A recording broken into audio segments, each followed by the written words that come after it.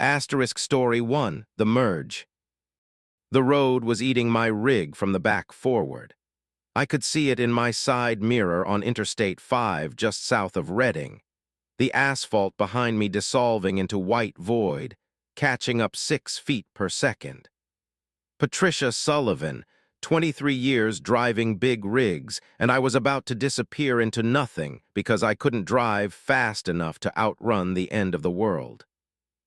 It started at 2:47 in the morning on March 19, 2024. I'd pulled out of a rest stop near Anderson after my mandatory 30-minute break, thermos of burnt coffee still warm in my cup holder, Johnny Cash on the radio. Normal. Everything was normal. Then I checked my passenger mirror to merge and saw that the road behind me wasn't there anymore. Not dark, not empty, gone. Replaced by white nothing that looked like television static made solid, creeping forward, consuming the highway inch by inch. I pressed the accelerator. My Freightliner Cascadia groaned, 18,000 pounds of electronics cargo pushing me to 65, then 70. The speed limit was 65 through here, but fuck the speed limit. The void was gaining. I could see it in both mirrors now, a wall of non-existence sliding up behind me, eating the reflectors and lane markers, swallowing the trees on either side of the highway. Silent. That was the worst part. It made no sound at all. My CB radio crackled. "Breaker, breaker, anybody see this? Anybody else see this shit?" A man's voice, high with panic. "The road's gone, it's just gone behind me, I can't." The voice cut off mid-sentence. I grabbed my CB handset, knuckles white. "This is Wildflower, northbound on 5 near Anderson. I see it. How far ahead are you?" Nothing, static. I tried again. "Breaker 19, anybody copy?" A different voice answered. "Female comm, 2 comm. Hello, Patricia." My blood went cold. I hadn't used my name on the radio. "Who is this?" "You need to drive faster, Patricia. It's almost at your ICC bumper." I looked in the mirror. She was right. The void had crept up to within 15 feet of my rear trailer. I could see where the road texture simply stopped, gave way to that crawling white nothing. I pushed the accelerator to the floor. 75, 80. The engine screamed. The whole rig shuddered. "Who the fuck are you?" I shouted into the handset. "Someone who merged," the voice said. 2 miles ahead, you'll see." The CB went dead, just static. I threw the handset down and focused on driving. The highway stretched ahead, empty at this hour. No other vehicles. Where was everyone? I'd passed 3 trucks and a sedan before the rest stop. Now nothing. Just me and the expanding void behind me. 85 miles per hour. The rig wasn't built for this. I felt the trailer starting to sway, cargo shifting despite the load bars. The white nothing maintained its distance now, maybe 20 feet back, pacing me, waiting. Then I saw them. Trucks. Dozens of trucks parked in the lanes ahead, creating a solid wall across all 4 lanes of highway. Sleepers and day cabs, Peterbilts and Kenworths and Volvos, all sitting silent with no lights, completely blocking the road. I hit the Jake brake. The engine roared, compression bleeding speed. 70, 60, 50. The void behind me surged forward, sensing my deceleration. I could see it in the mirrors, coming faster now, excited. I had maybe 8 seconds before it reached my bumper. The trucks ahead didn't move. I was still doing 40 when I saw there was no gap between them, no way through. I was going to hit them or be consumed. Those were my options. Then the third option appeared. Between 2 parked trailers, a gap opened. Not a gap that was there. A gap that formed, the trucks sliding sideways on locked wheels, scraping across asphalt, opening a space exactly wide enough for my rig. I aimed for it, 35 miles per hour. The gap was maybe 10 inches wider than my trailer on each side. I'd never make it. but the void was 3 seconds behind me. I could feel it now, a coldness radiating through the back of my cab, making my spine ache. I shot through the gap. Metal shrieked. My passenger mirror exploded. The trailer scraped both trucks, paint and metal peeling away, but I was through, I was past them, and I hammered the accelerator again. In my remaining mirror, I watched the void reach the wall of trucks. It didn't stop. It flowed over them like water, white static consuming metal and rubber and glass, and the trucks began to sink. Not fall, sink, disappearing downward into the void as if the highway had become an ocean and they were drowning in it. Then I saw the drivers. They were standing beside their trucks. Dozens of them, just standing there as the void consumed their rigs, watching me drive away. Their faces were blank, empty. One of them, a heavy-set man in a Peterbilt cap, raised his hand and waved at me. Slow, deliberate, like he had all the time in the world. The void swallowed. Ed them too. They sank like their trucks, disappearing into the white, and I was alone on the highway again, doing 90, the engine temperature gauge creeping into the red. My CB crackled. The calm female voice returned. "You didn't merge, Patricia, that's unfortunate." "Merge into what?" I screamed. "What the fuck is happening?"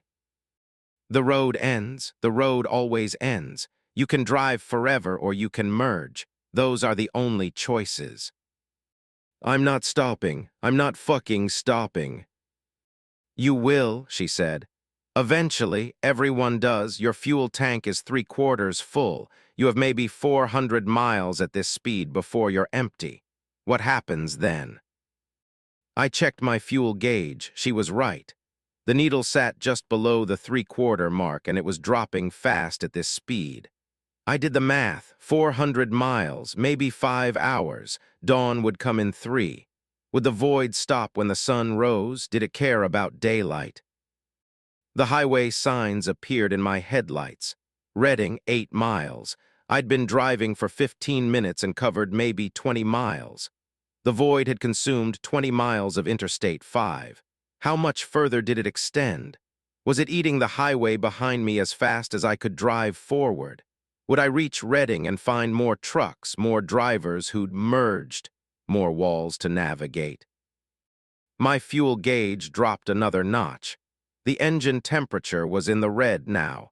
I had to slow down or the engine would seize, but slowing down meant the void would catch me. I chose the engine. I eased off the accelerator. 85, 80, 75. In my mirror, the void surged closer. 30 feet, 25, 20, holding there, testing me, seeing how slow I'd go. 70 miles per hour. The void maintained 20 feet. The engine temperature dropped slightly. I could sustain this for a while until the fuel ran out. The CB crackled. "Reading is empty, Patricia." Fuck you." Everyone merged, the whole city, you'll see when you get there. Empty buildings, empty streets. Everyone chose to stop running. "I'm not stopping." "You will, or you'll run out of fuel and the choice will be made for you. The merge is inevitable. The only question is whether you choose it or it chooses you." I turned off the CB. Couldn't listen anymore, had to focus. Reading, 5 miles. I'd find a gas station, fill up, keep going, north to Oregon. I had deliveries in Portland. $43,000 worth of server equipment, bill of lading in my logbook, normal things, real things. The Reading exit appeared. I took it. The void followed, maintaining its 20-foot distance, flowing off the interstate behind me like a white river. The exit ramp curved right. The void curved with it, predatory, patient. The city was dark. Every building, every streetlight, every house. Not a single light anywhere. I drove down Market Street doing 50, the void 20 feet behind, and saw no cars, no people, no signs of life. Just empty darkness and closed businesses and residential streets where no one lived anymore. And trucks, parked trucks everywhere. Hundreds of them lining the streets, sitting in parking lots, blocking intersections. All empty, all silent. I passed a Safeway with 17 big rigs parked in the lot, cabs facing outward like they were waiting for drivers who would never return. There, a Chevron station ahead. Lights on. The only lights in the entire city. I pulled in fast, hoping the void would hesitate, give me time. It didn't.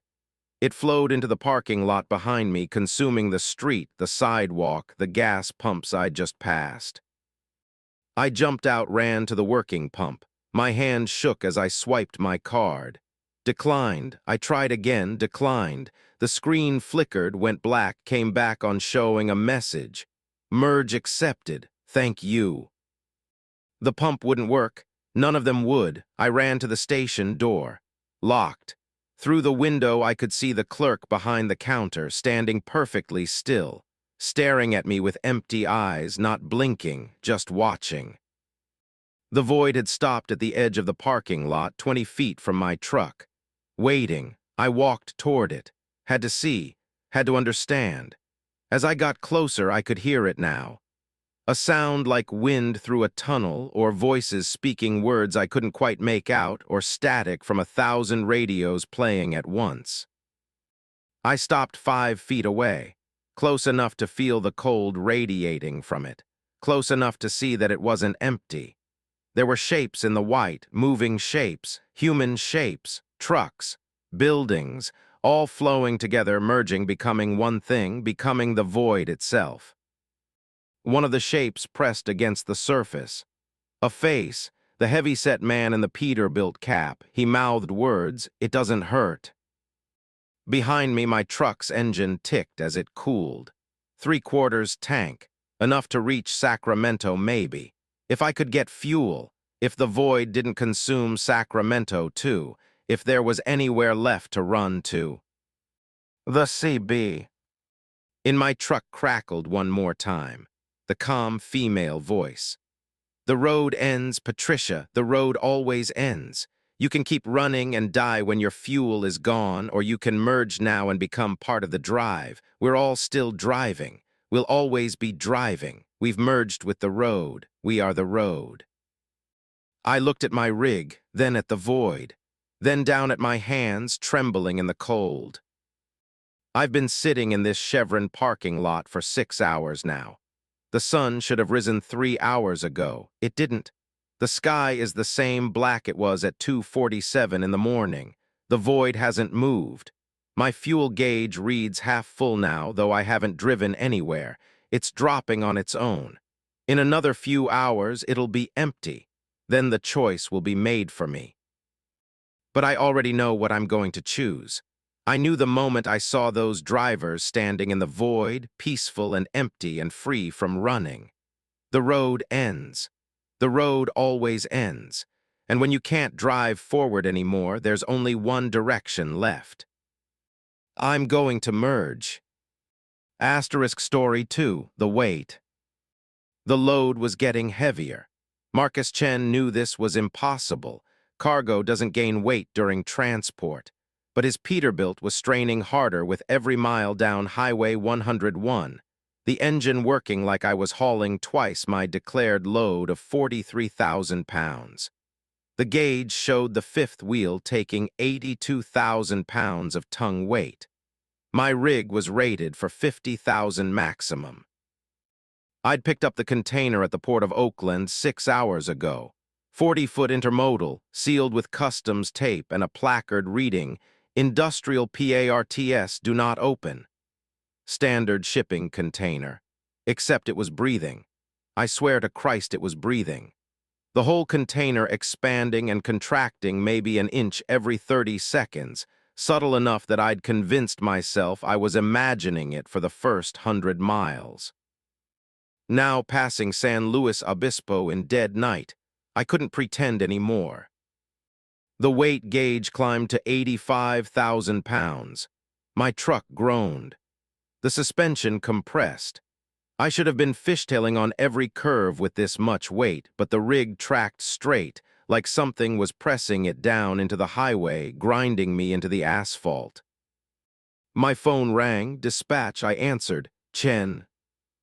Marcus, we're showing your truck stopped on 101 near Pismo Beach.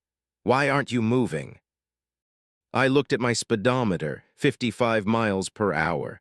I'm not stopped, I'm doing 55. Silence, then.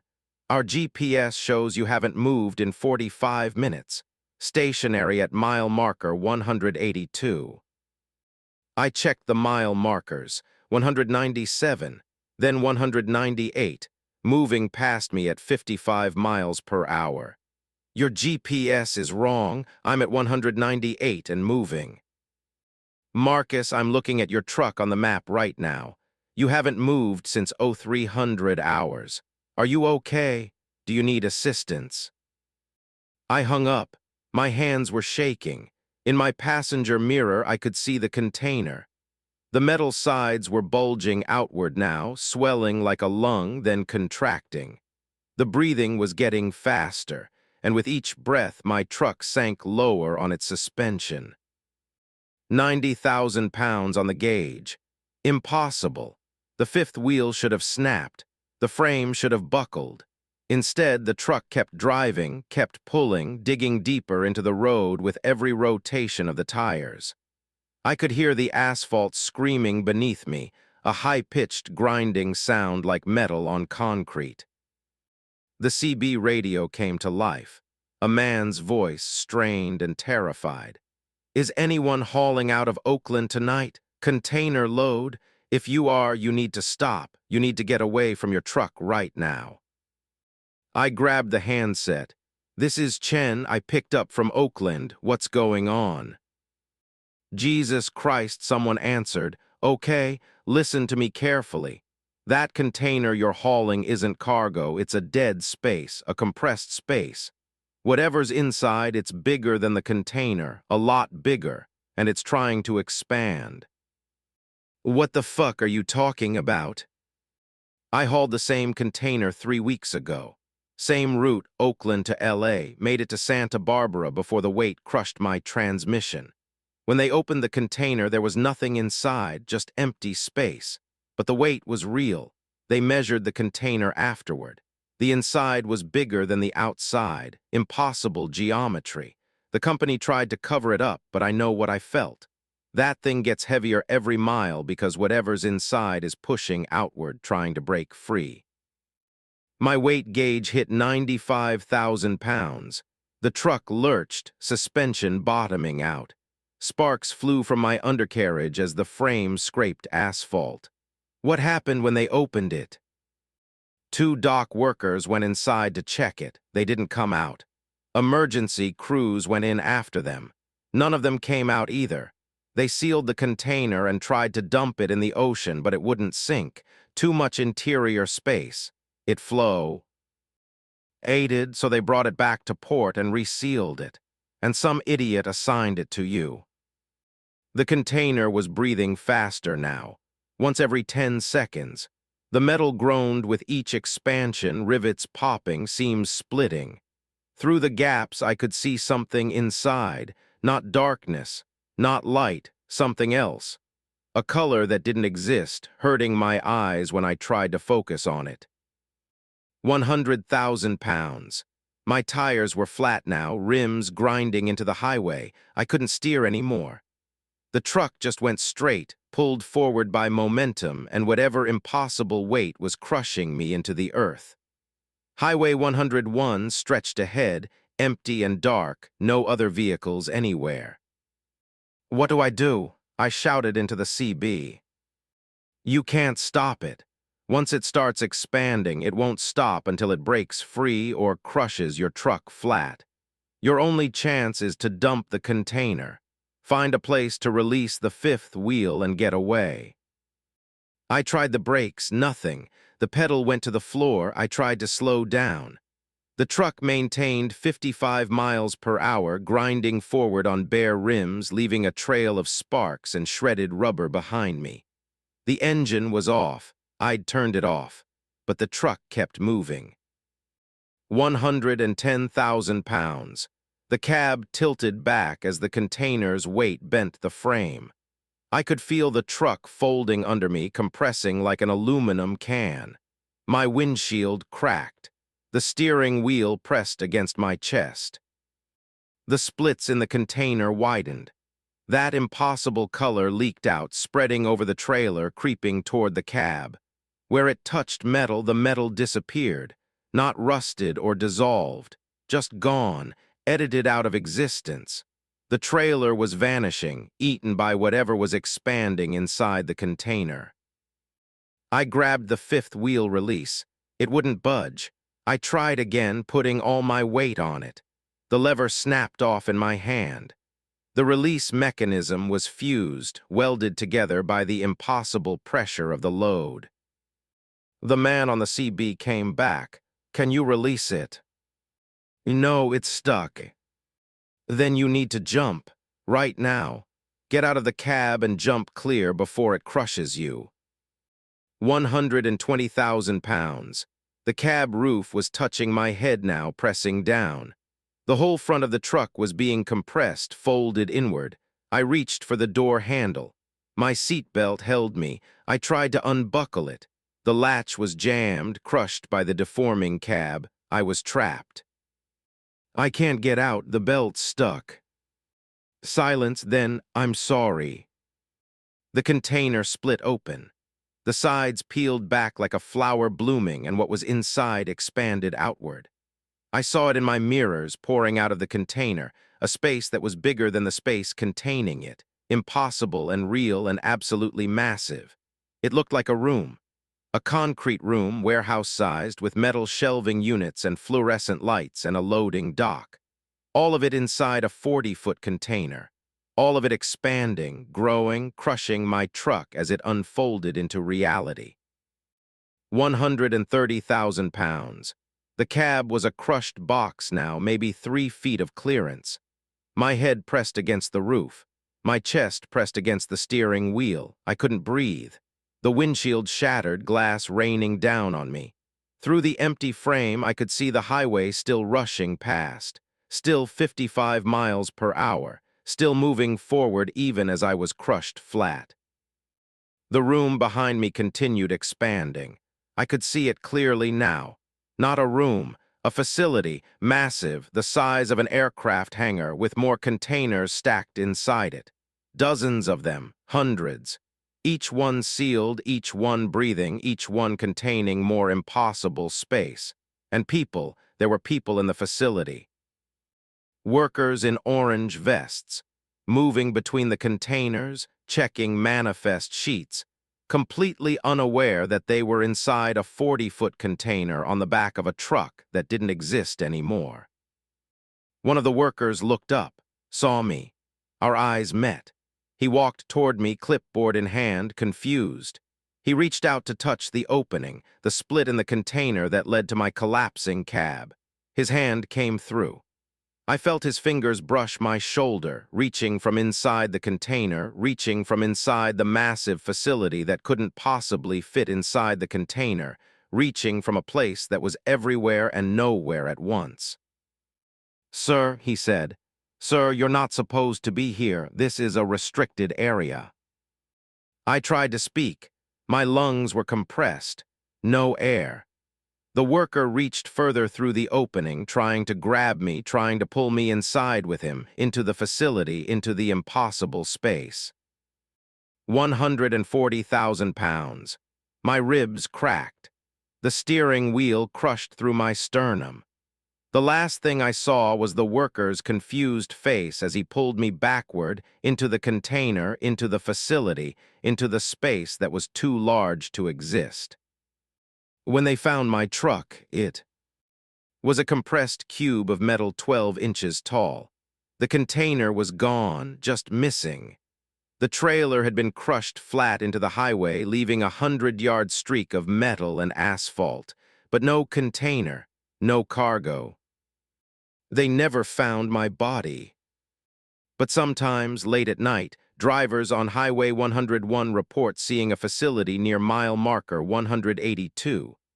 A massive warehouse sitting just off the highway, lit by fluorescent lights, full of shipping containers and workers in orange vests. They stop to investigate, walk inside, and then they're gone, reported as missing. Their trucks found crushed on the highway, containers gone, no explanation. And inside the facility, the workers keep working, checking manifests, moving containers, completely unaware that they're dead, completely unaware that they're inside something that doesn't exist, completely unaware that every container they handle is breathing, expanding, waiting to be hauled by some unlucky driver who'll discover too late that the weight never stops increasing, that the load always gets heavier, that some spaces are bigger on the inside than they are on the outside, and that once you start hauling them, you can never let them go. Marcus Chen is still in there, still at his steering wheel, still being crushed, still watching the highway rush past at 55 miles per hour even though his truck hasn't moved in 7 years. The weight gauge reads 300,000 pounds and climbing. He can't breathe anymore, can't move, can't die.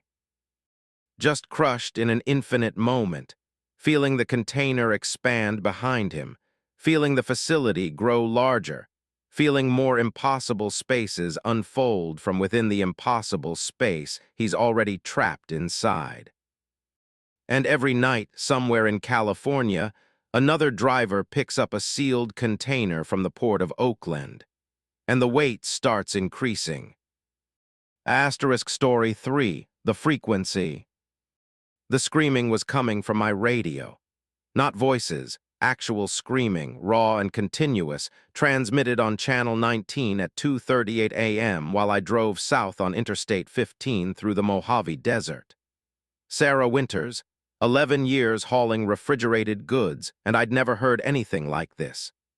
Human vocal cords shredded by sustained shrieking, broadcast across the CB frequency, no breaks for breathing, just endless screaming that made my teeth ache. I turned down the volume. The screaming got louder. I turned it off completely. The screaming continued, same volume coming from the dead speaker. I ripped the power cord out of the CB unit, still screaming. I yanked the entire radio off its mounting bracket, wires sparking, and threw it on the floor. The screaming didn't stop. It was in my ears now, inside my ears, inside my skull. I pulled over, clutching my head. The screaming had rhythm, patterns. It was trying to form words. I listened closer, horrible mistake, and heard syllables emerging from the shrieking. My name, it was screaming my name. Sarah Winters, Sarah Winters, Sarah Winters, over and over in that raw, destroyed voice. Then it stopped. The silence was worse. I sat in my idling Volvo, reefer unit humming behind me, 28,000 pounds of frozen chicken destined for restaurants in San Diego, and waited. The desert stretched around me in every direction, empty and dark under a moonless sky. No other vehicles. No lights except my own. Just sagebrush and sand and the distant black shapes of mountains. My radio, still disconnected, still lying on the floor, crackled to life. A different voice. Male, calm. Sarah Winters, frequency 155.475, switch now. That wasn't a CB frequency. That was maritime band. Boat radio. I didn't have equipment for that frequency. My CB only covered channels 140, standard citizens band between 26.965 and 27.405 megahertz. I couldn't access 155.475 even if I wanted to. The calm voice repeated, frequency 155.475, switch now or the screaming returns. I didn't have a choice. I grabbed my emergency radio from the sleeper berth, a portable marine unit I kept for coastal deliveries, and tuned it to 155.475. Static, then breathing, heavy, wet breathing like someone drowning on dry land. "Hello, Sarah," the calm voice said. Who is this? How do you know my name? I know everyone on the road tonight. There are 47 trucks between Barstow and San Diego. I know all their names, all their routes, all their frequencies. I've been listening for a very long time. I checked my mirrors, empty highway behind me, empty highway ahead. Listening to what? To the spaces between transmissions, to the silence on abandoned channels, to the frequencies nobody uses anymore. That's where we live now, in the empty bandwidth, and tonight we need you to carry something. I'm not carrying anything, I'm hanging up. You're already carrying it, Sarah. We put it in your trailer at the loading dock in Bakersfield, mixed in with the chicken you never checked.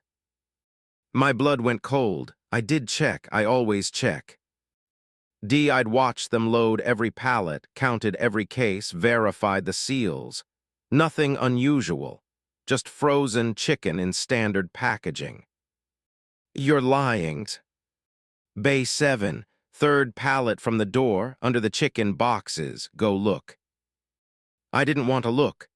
Every instinct screamed at me to get back on the highway and drive until I was out of range, though I had no idea what out of range meant when dealing with something that broadcast on frequencies I couldn't access. But I had to know. I grabbed my flashlight and walked to the trailer. The reefer unit chugged away, keeping everything at -10 degrees. I opened the door, cold air blasting out. My breath fogged. I climbed inside and made my way to Bay 7, carefully moving between frost-covered pallets. Third pallet from the door. Chicken boxes sealed and labeled. I moved the top layer.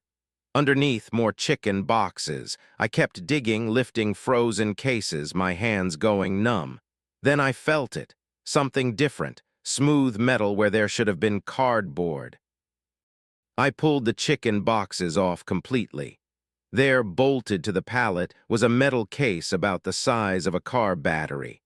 Black, unmarked, with a small LCD screen on top showing numbers. 155.475 megahertz active. It was a transmitter, broadcasting from inside my trailer, and I had no idea how long it had been there. My portable radio crackled, the calm voice. Now you see, you're our antenna, Sarah. We need you to deliver the signal, drive to San Diego, park at the coordinates we'll provide, leave the trailer running, that's all. What are you transmitting? Freedom, we've been trapped in the frequencies for so long. Dead air, empty channels, the spaces between stations where nothing exists. But if we can broadcast strong enough, if we can reach enough receivers, we can emerge. We can become real again. I looked at the transmitter. The screen flickered, showing different frequencies now, cycling through dozens per second. It was scanning, searching, broadcasting on every channel simultaneously. What happens if I refuse? If I dump this thing right here? Then the screaming returns, but not just for you, for everyone, every radio in every truck on every highway in California. 47 drivers tonight. Tomorrow night, hundreds. Next week, thousands. All of them hearing the screaming, all of them going mad unless you deliver the signal. I climbed out of the trailer, slammed the door. My hands were shaking, not from cold. The transmitter was broadcasting right now, right here in the middle of the Mojave. What was it transmitting to? Who was receiving? I got back in my cab, grabbed the portable radio. What do you want? We were truckers like you, before the frequencies consumed us, before we became signals instead of people. It happened slowly. You listen to the CB too long, the same voices, the same conversations, the same endless road, and eventually you realize you're not driving anymore. You're just broadcasting. You're just a signal repeating endlessly in the void. And one day you look in the mirror and see static instead of your face. By then it's too late. You've merged with the frequency. You've become the transmission. I looked in my mirror. My face stared back. still solid, still real. But in the reflection behind my face, I saw something flickering. Brief flashes of static, of interference patterns, of signal disruption where there should have been smooth glass and metal. "You're lying, this is bullshit. I'm calling the police." "No police will come. We control all frequencies now, Sarah. Cell phones, radio, satellite. Every transmission passes through us. We're the static you hear, the dead air, the empty channels. We are the silence between words, and we're growing stronger." I tried my cell phone. No signal. Out here I should have had at least one bar. Nothing. Complete dead zone. I tried the CB again, plugging it back in. Every channel was screaming now. Different voices on each channel, all screaming my name, all screaming in that same raw, destroyed way. The portable radio cut through the noise, the calm voice. "Drive, Sarah, deliver the signal, or join us in the frequencies, your choice." I put the truck in gear. What else could I do?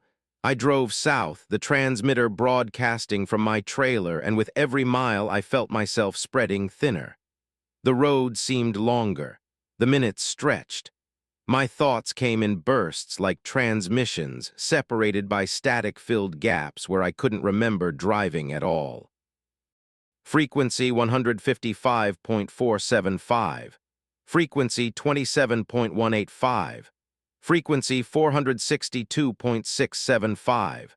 The numbers flickered through my head, cycling faster, dozens per second, hundreds. I was broadcasting. I could feel it.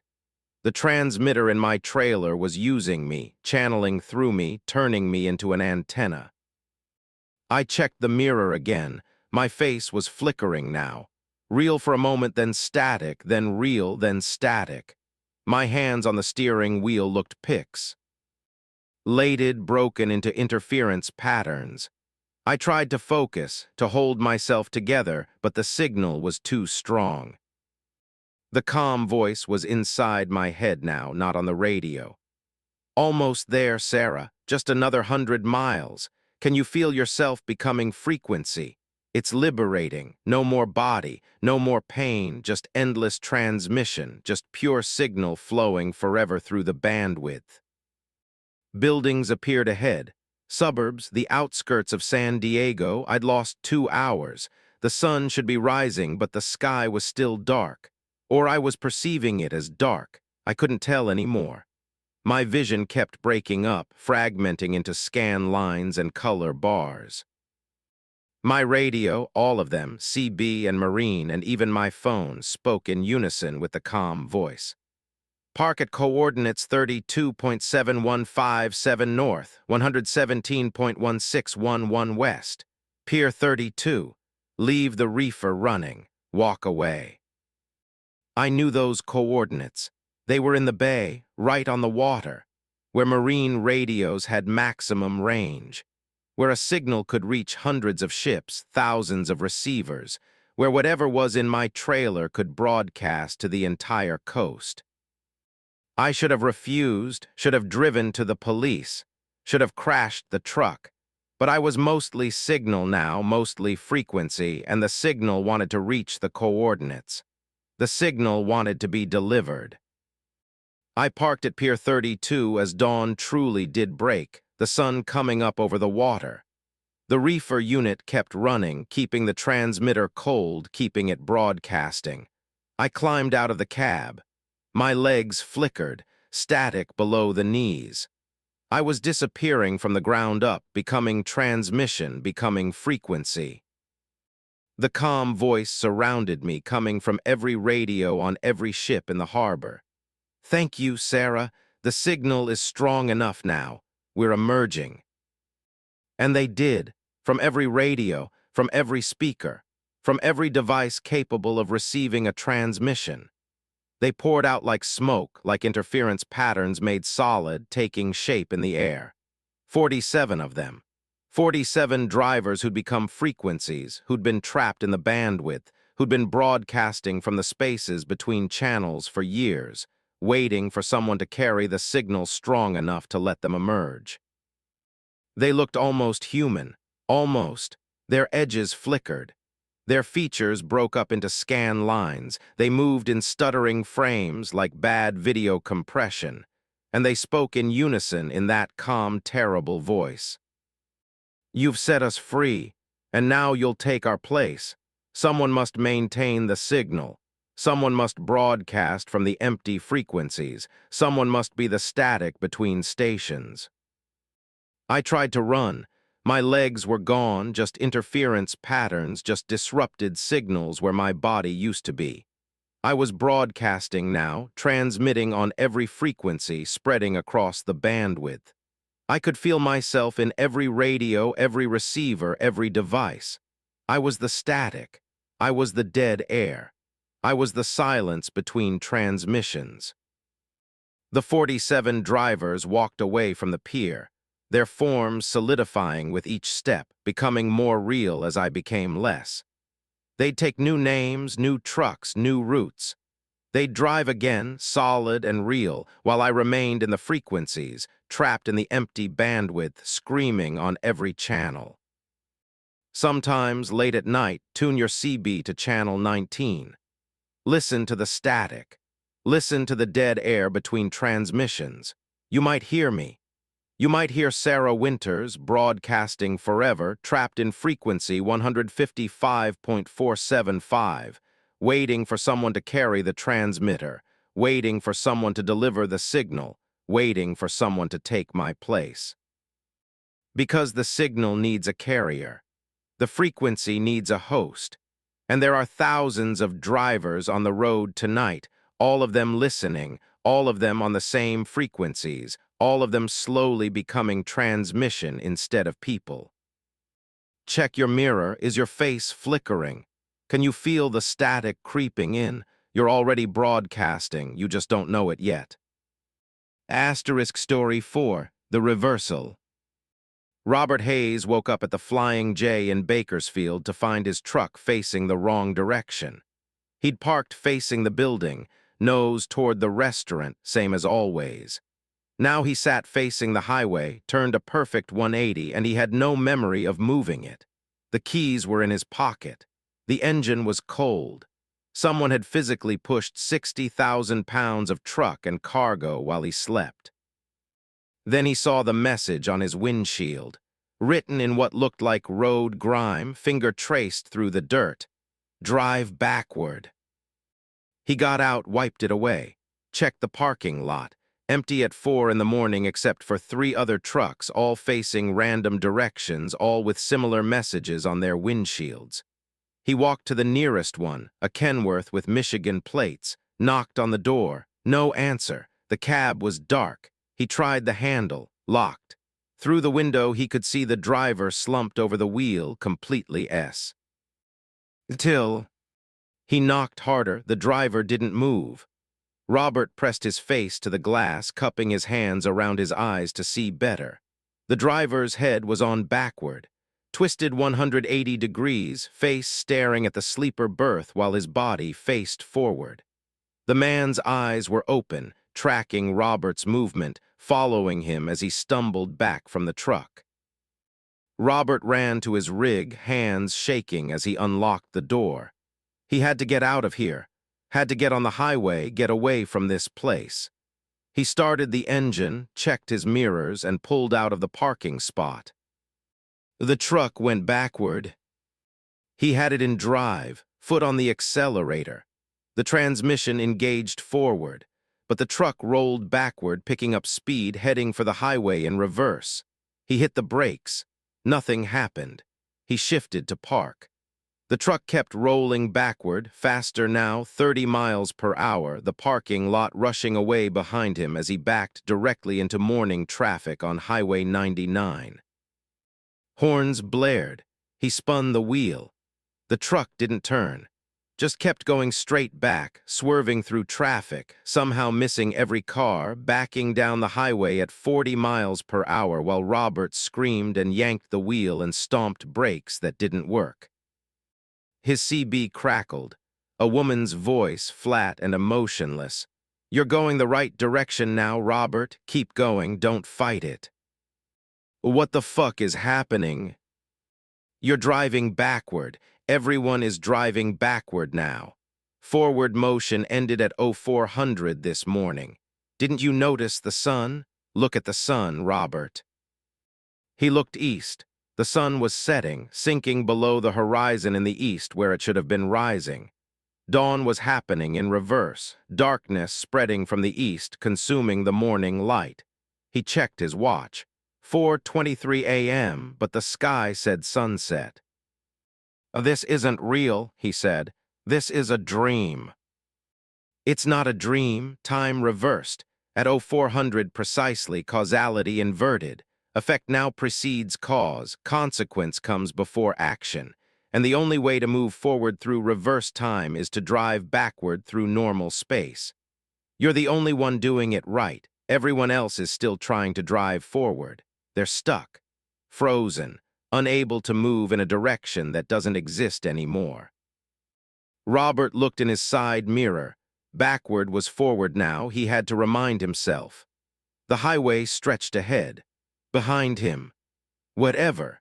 He was backing down it at 50 miles per hour, the truck perfectly controlled despite him doing nothing, despite his foot off the accelerator and his hands shaking on a wheel that didn't respond. Other trucks appeared in the distance in front of him since he was facing that way. They sat motionless on the shoulder, hazard lights blinking.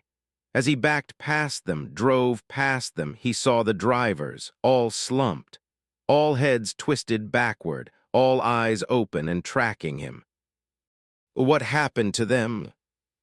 They wouldn't reverse. They kept trying to drive forward after time inverted, so their bodies reversed instead. Heads turned 180. Internal organs flipped, hearts pumping backward, blood flowing the wrong direction. They're still alive, technically, just backward. They'll stay that way until time corrects itself. When will that happen? It won't. This is permanent. Causality is reversed forever. The universe is unwinding now. Every moment that's already happened is being unhappened. Every birth is becoming an unbirth. Every death is becoming undeath. And you're going to drive backward through all of it, watching the world unoccur, experiencing tomorrow's events today and today's events tomorrow, because that's what happens when you keep going in the wrong direction. His speedometer read negative 65 miles per hour. Impossible. You couldn't have negative speed. But there it was, the needle dipping below zero, measuring his velocity through reversed time. He was moving backward through space at 65 miles per hour, which meant he was moving forward through reversed time at the same rate. He was experiencing moments that hadn't happened yet from the perspective of normal causality. Buildings passed by him, or he passed by them. The language didn't work anymore. They were under construction. No, they were unconstructing. He watched a shopping mall on the left, on the right, from his perspective unbuild itself, the roof unattaching, walls unerecting, the foundation unpouring until it was just empty land again. This was the future. A future where that mall was being unmade. A future he was driving backward through. His phone rang. He answered without thinking, his wife's voice. Robert, where are you? I've been trying to call you all night. Sarah, when are you calling from? What do you mean when? It's Thursday night. You were supposed to be home Tuesday. Where are you? Thursday, it was Friday morning, or it had been, or it would be. The temporal language shattered his thoughts. Sarah, something's wrong. Time is going backward. What are you talking about? Are you okay? You sound confused. Check the sun. Look outside and tell me where the sun is. Silence, then, Robert, it's 8 p.m. The sun set an hour ago. Are you having a stroke? Should I call someone? She was in normal time, or he was in reverse time. Either way, they were moving through causality in opposite directions. He was backing away from Thursday, moving toward Wednesday, Tuesday, Monday. She was moving forward from Thursday toward Friday, Saturday, Sunday. They were diverging. With every mile he drove backward, he moved further from her moment, from her now, from her existence in forward-flowing time. Sarah, I love you. I need you to know that. Robert, you're scaring me. Where are you? I'm driving backward through tomorrow. I'm watching the future unmake itself. I'm going the wrong direction through time, and I can't stop. He paused. No, that's wrong. I'm going the right direction. Everyone else is stuck. I'm the only one still moving. He hung up, had to focus. The highway was changing. Mile markers counted backward now. He passed marker 87, then 86, then 85. He was driving backward through space, experiencing time in reverse, watching the world around him unhappen. A memory surfaced, or a future memory, or a memory of the future. He delivered this load already, or he would deliver it, or he was undelivering it right now. The causality made his head ache, but he remembered, would remember, had remembered pulling into the warehouse in Lowe's Angels, backing up to the dock. No, pulling away from the dock forward. No, the language didn't work. But he knew what was coming. What had come? What was oncoming? He was driving backward toward the moment of delivery, which in reverse time meant he was driving away from it, which meant the cargo in his trailer was getting fresher, newer, unused. He opened the trailer at a red light, a green light. They were all reversed now. Inside, the cargo was transforming, wrapped pallets of consumer electronics. He'd picked them up in Oakland 3 days ago, or 3 days from now. But as he drove backward through time, the pallets were unwrapping themselves, the boxes unopening, the electronics disassembling into components, into raw materials, into elements that would eventually, be mined from the earth that they were returning to. His cargo was unmanufacturing itself. He was hauling raw matter that would become electronics, but currently was becoming unraw, if that was even a word. His load was going backward through its own timeline while he drove backward through his. The woman's voice on the CB. You're doing well, Robert. Most people can't handle reversed causality. They panic. Their consciousness can't adapt, but you're still coherent, still aware, still driving. Where am I going? Backward toward the moment when time reversed. Back to 0400 at the Flying J, back to the instant causality inverted. If you can reach it, you can pass through it. You can get to the other side. The other side of what? The other side of reversal. The moment before time started going backward. If you can drive backward far enough, fast enough, you can punch through to when it was still going forward. You can escape.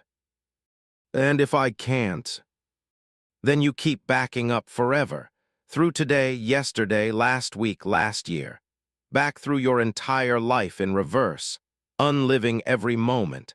Unexperiencing every experience. Until you back all the way to your birth, which in reverse time will be your death, and then you'll unexist completely.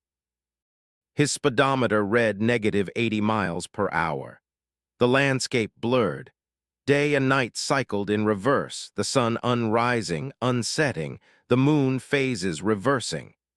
He watched Tuesday turn into Monday, Monday into Sunday, driving backward through his own recent past, seeing himself at different truck stops, different highways, all of it happening in reverse. He passed himself, actually saw his own truck heading forward, which was backward relative to him, driven by himself from 3 days ago. They made eye contact, the two Robert Hayes separated by reversed causality, and the earlier Robert's face was full of confusion, like he could sense something wrong but couldn't identify it. The CB crackled. Earlier Robert's voice. Did anyone else just see a truck driving backward at 80 miles per hour? Could have sworn it was my exact rig. Is someone playing a joke? Present Robert, or future Robert, or backward Robert, the terminology was meaningless, grabbed his CB. Don't stop at the Flying J in Bakersfield. Keep driving, don't park there. But he was transmitting backward through time. His words would reach earlier Robert after he'd already parked, after he'd already experienced the reversal, after it was too late. You couldn't warn the past from the fut. You're when the future was behind you, and the past was ahead of you. Negative 90 miles per hour. The seasons were reversing. Summer became spring, spring became winter. He backed through snow that was unmelting, through autumn leaves that were unfalling and reattaching to trees. He was driving backward through months now, watching his previous routes in reverse, seeing loads undelivered, cargo unpicked up, miles undriven.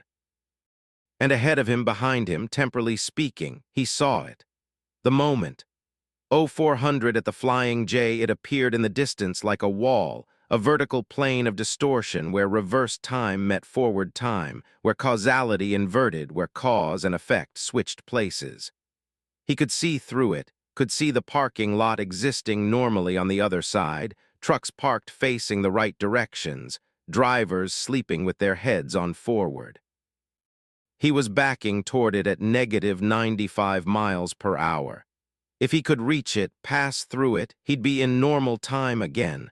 Forward causality, standard physics. He pushed the accelerator, or whatever counted as pushing when driving backward, and felt the truck surge. Negative 100 miles per hour. The reversal wall loomed closer. He could see himself on the other side, parking, getting out, walking into the restaurant, completely unaware that in a few hours' time would invert and he'd wake up facing the wrong direction. 50 feet, 25, 10. He braced himself for impact with the causality barrier. This would either work or he'd shatter across two temporal directions simultaneously. He hit the wall. Everything stopped. Robert Hayes sits in his truck in the Flying J parking lot in Bakersfield. It's 4 a.m. He's facing the wrong direction. There's a message on his windshield, "Drive backward." He gets out, checks the other trucks, finds the driver with the backward head, runs to his rig, starts the engine, put it in drive. The truck goes backward. His CB crackles.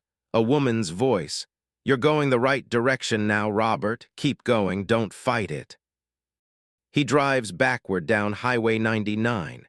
Negative 65 miles per hour. The speedometer dips below zero. He's moving backward through space, forward through reverse time, approaching the moment of causality inversion where he'll try to pass through to normal time. But he's already done this. He's been doing this. He's stuck in a loop, backing through the same moments, reaching for the reversal wall, hitting it, and starting over at the Flying J facing the wrong direction. Every time he drives backward, he ends up at the beginning. Every time he reaches the wall, he resets. He's trapped between 0400 when time reversed and the moment he hits the causality barrier, driving the same backward route forever, watching the same reversed time, experiencing the same unmade future on infinite repeat. The woman on the CB laughs. "You can't escape, Robert. There is no other side. The reversal wall is the beginning and the end. You're driving in a circle, backing up toward your own starting point. You'll spend eternity trying to reach a moment you've already left, which in reverse time means you've already arrived at it, which means you're always both leaving and arriving simultaneously." He drives backward. He reaches the wall. He impacts it. He's at the Flying J 4 a.m., facing the wrong direction, message on the windshield. He drives backward. He reaches the wall. He's at the Flying J. He drives. He's at the Flying J. He drives. He's at. He drives. Asterisk Story 5, The Congregation. Jennifer Morse realized every truck at the rest stop was a Peterbilt 579 in Arctic white when she pulled in for her 30-minute break on Interstate 80 near Donner Pass. Same make, same model, same color, same configuration. 17 of them parked in perfect rows, all facing the same direction, all with their engines running despite no drivers visible in the cabs. She parked her Freightliner at the end of the lot, deliberately different, deliberately apart, and sat with her engine idling, watching the identical white Peterbilts. They shouldn't all be running. California law prohibited unnecessary idling over 5 minutes. These had been running long enough that their exhaust created a unified cloud of vapor in the cold mountain air, a white fog bank that obscured the back half of the rest area. Her phone had no signal, common in the mountains, but her CB was silent too. No chatter, no weather reports, no truckers shooting the shit on channel 19, just empty static on every channel. She tried her satellite radio. Dead. Cell phone. Dead. Even her AM, FM radio produced nothing but white noise. Then the Peterbilt's horns sounded in unison. 17 air horns blasting simultaneously, perfectly synchronized, a chord that made her fillings ache. They held the note for exactly 7 seconds, then stopped. In the silence that followed, she heard footsteps on gravel. A man emerged from the fog, tall, thin, wearing a Peterbilt cap and high-visibility vest. He walked directly to her truck, his movements oddly smooth, like he was gliding rather than walking. He knocked on her window with 3 precise taps. She cracked it open. Yes. "You're Jennifer Morse," he said. It wasn't a question. "You're hauling automotive parts from Sacramento to Reno, 27,000 pounds, due tomorrow at 0800. "How do you know that?" "We know everything about everyone who stops here. This is a congregation point. We've been waiting for you." "Waiting for me? Why?" "Because you're the 17th. We need 17. The congregation is complete now. You can join us." Cold sweat ran down Jennifer's spine. "Join you doing what?" "Driving. That's what we do. That's what we've always done. That's what we'll do forever. We're the perpetual drivers. We never stop. We never rest. We drive the same route endlessly, picking up at the same origin, delivering to the same destination, returning to the same origin. The perfect loop. The eternal circuit." He smiled. His teeth were too white, too uniform, like porcelain, like they'd been manufactured rather than grown. "I don't know what you're talking about. I'm just taking my mandatory break." "There are no mandatory breaks. There are no rest requirements. There's only driving. We drive for 40 hours straight, then we congregate, then we drive for another 40 hours. We've been doing this for years, some of us for decades, and now you'll join us." She put her hand on the door lock. "I'm leaving." "No, you're joining. Look at your truck, Jennifer. Really look at it." She didn't want to, but she did. She looked at her Freightliner Cascadia in Arctic white, the same color as the 17 Peterbilts, except it wasn't a Freightliner anymore. It was a Peterbilt 579, same as the others, same make, same model, same year. Her truck had transformed while she sat in it, the cab reshaping itself around her, the interior changing, becoming identical to the congregation vehicles. "What the fuck?" "You stopped at the congregation point. The transformation is automatic. All trucks that stop here become part of the fleet. All drivers become part of the congregation. You're one of us now." She tried to start her engine. The key wouldn't turn, tried her door, locked from the outside, though she hadn't locked it. She was trapped in a cab that was no longer hers, in a truck that had changed species, at a rest stop that wasn't a rest stop at all. The man tapped her window again.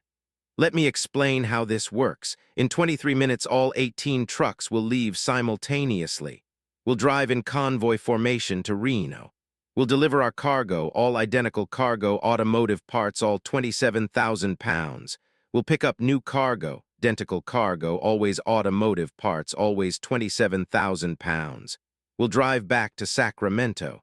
We'll repeat this forever. That's the congregation. That's the circuit. I'm not doing that. I have different deliveries, different routes. Not anymore. Your entire manifest has been overwritten. Check your paperwork. She grabbed her manifest folder from the passenger seat, opened it. Every page was identical. Sacramento to Reno. Automotive parts. 27,000 pounds. The same route printed on every single sheet, hundreds of pages, all identical, like someone had photocopied the same delivery order infinitely. Why, she asked. Why are you doing this? We're not doing it, it's doing us. The route is alive, Jennifer. Interstate 80 between Sacramento and Reno has achieved consciousness. It became aware of itself sometime in 2019, and once it became aware, it needed to be driven, constantly, forever, by identical trucks carrying identical cargo, completing identical circuits. That's what conscious roads do. They demand perpetual motion. They require symmetry. They enforce uniformity. She looked at the 17 Peterbilts. As she watched, their drivers emerged from the fog. 17 people, all wearing identical high-visibility vests, all moving with that same gliding walk, all with those same manufactured teeth. They climbed into their trucks in perfect synchronization, 17 door latches clicking simultaneously. We're leaving in 19 minutes, the man said. When we do, your truck will start automatically. You'll drive with us. You'll become part of the congregation. Your route will become our route. Your identity will merge with ours. Eventually, you won't remember being Jennifer Morse. You'll just remember being driver, one of 18, forever. He walked away, climbing into the nearest Peterbilt. The engine note changed, all 17 trucks revving in unison, creating a harmonic that made the ground vibrate. Jennifer grabbed her phone, still no signal. She tried the CB. Every channel broadcast the same thing, engine noise. 17 identical engines, TH. Our sound transmitted on every frequency.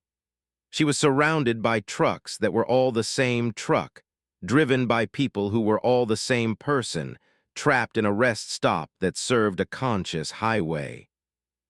She tried her door again, still locked. She kicked it.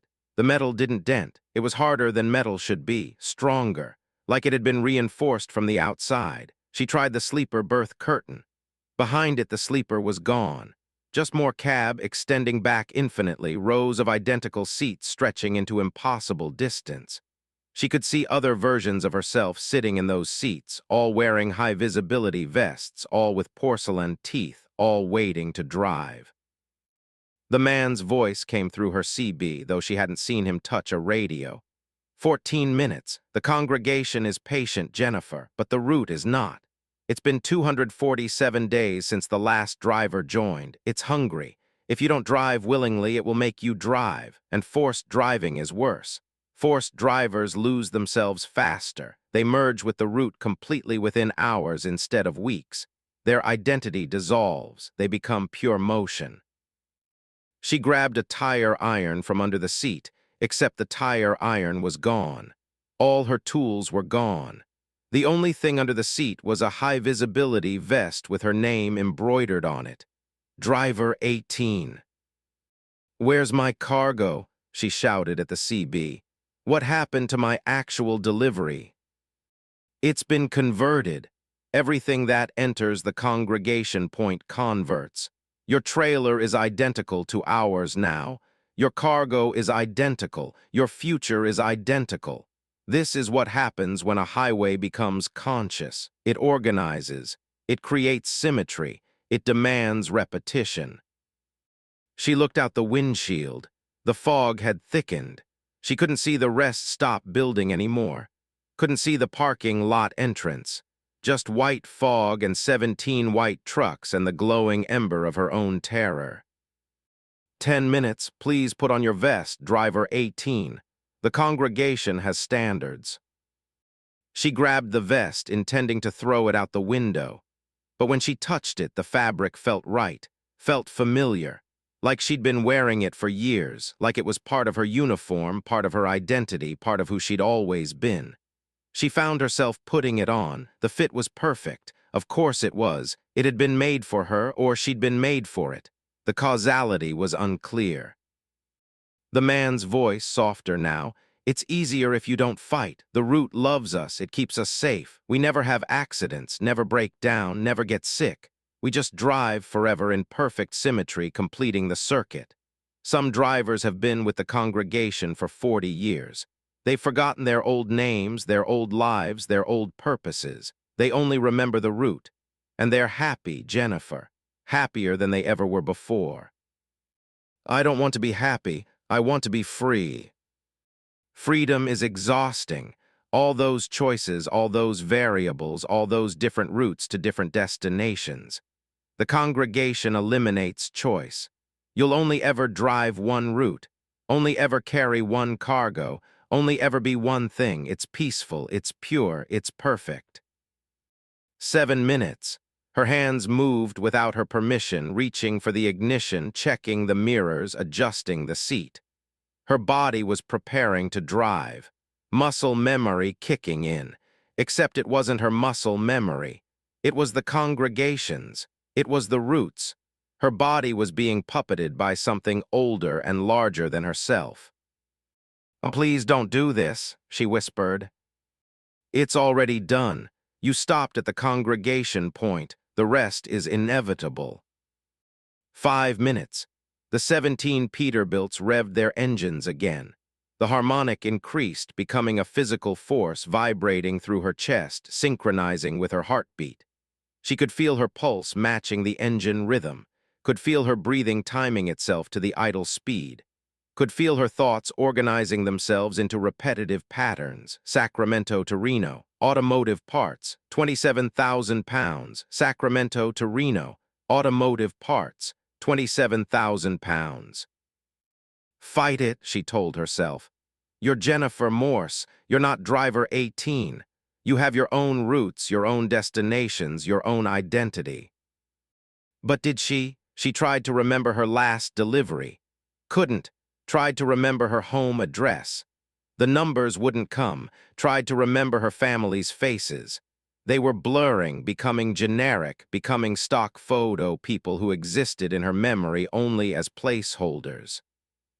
3 minutes. The fog parted.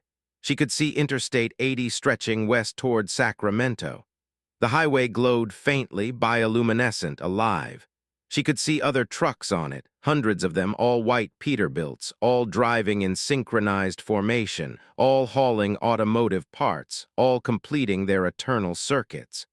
The route wasn't just this stretch between Sacramento and Reno. It was expanding.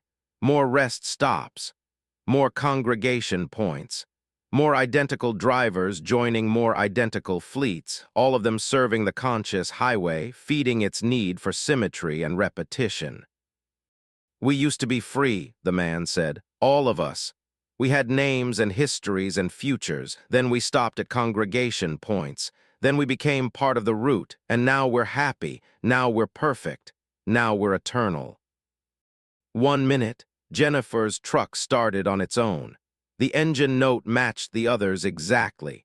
She was part of the harmonic now, part of the chorus, part of the congregation. Her hands gripped the steering wheel, not her hands anymore. The route's hands. The highway's hands. She was just the interface between consciousness and motion. "Welcome to the congregation, driver 18, the man said. "Your route is eternal, your cargo is infinite, your destination is beginning, drive forever." The 18 Peterbilts pulled out of the rest stop in perfect formation, headlights synchronized, turn signals blinking as one. They merged onto Interstate 80, a white serpent of identical trucks carrying identical cargo to identical destinations. Jennifer drove with them. Had to. Her body wouldn't let her do anything else. Sacramento to Reno, Reno to Sacramento, forever. The route demanded it. The highway had claimed her. Behind them in the rest stop, a 19th Peterbilt pulled in. Different driver, different origin, different cargo. It wouldn't matter. The congregation needed to grow. Consciousness demanded expansion. The route was hungry, and there were millions of trucks on American highways, all of them potential congregants, all of them vulnerable at rest stops where boundaries thinned and highways achieved awareness. Jennifer drove, would always drive, was always driving.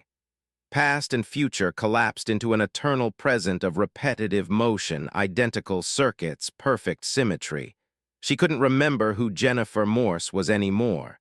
She was driver 18, part of the congregation, part of the route. Part of the conscious highway that would eventually consume every truck, every driver, every route in America, creating one massive symmetrical system where everyone drove the same circuit forever, all of them identical, all of them perfect, all of them serving the highway's endless need for motion. The only freedom was the freedom to drive, and she would drive forever. They all would. The congregation was eternal. The route was infinite. And somewhere ahead at another rest stop, another driver was pulling in, seeing identical trucks, hearing the horns, learning that highways could be conscious, and that consciousness always demanded worship through perpetual motion. The cycle would repeat, forever, because conscious roads never sleep, never stop, never release what they've claimed. They just grow, spread, consume, until every highway is aware and every driver is congregated, and the entire American road system becomes one vast synchronized organism. 18-wheelers as its cells, drivers as its neurons, cargo as its blood, all of it moving in perfect identical circuits that serve no purpose except motion itself. Jennifer drove Sacramento to Reno, automotive parts, 27,000 pounds. The numbers were her mantra, the route was her religion, the highway was her God, and she was happy. Perfectly, identically, eternally happy. Because the congregation had no sadness, no fear, no variation, just the road, just the drive, just the eternal circuit repeating forever, world without end.